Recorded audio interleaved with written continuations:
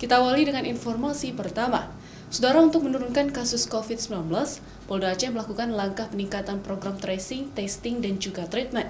Sementara vaksinasi COVID juga terus digenjot hingga pemberian bantuan sosial kepada masyarakat yang terdampak program pemberlakuan pembatasan kegiatan masyarakat yang berskala mikro.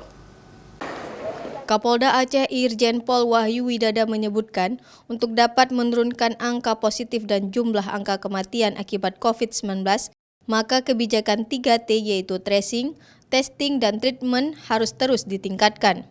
Langkah tersebut dilakukan untuk memutus rantai penyebaran COVID-19 di Aceh, termasuk menerapkan kebijakan PPKM berskala mikro yang telah diberlakukan oleh pemerintah selama ini.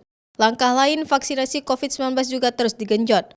Polda Aceh, menurut Kapolda, selama ini bekerja sama dengan berbagai pihak terus memperluas gerai-gerai vaksinasi untuk memberikan kesempatan kepada masyarakat untuk mendapatkan vaksin COVID-19 secara mudah dan terjangkau oleh masyarakat. Tracing, testing, dan treatment. 3 hal ini harus kuat. Kalau kita melihat dari angka treatment kita, angka kematian di Aceh cukup tinggi, 4,4% dari penyintas COVID. Artinya cukup banyak di atas angka nasional.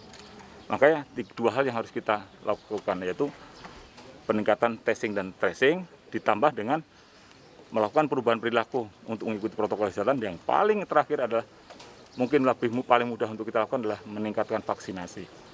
Sementara itu, Polda juga terus mengevaluasi kebijakan program PPKM, terutama PPKM level 3 yang diberlakukan di Aceh saat ini.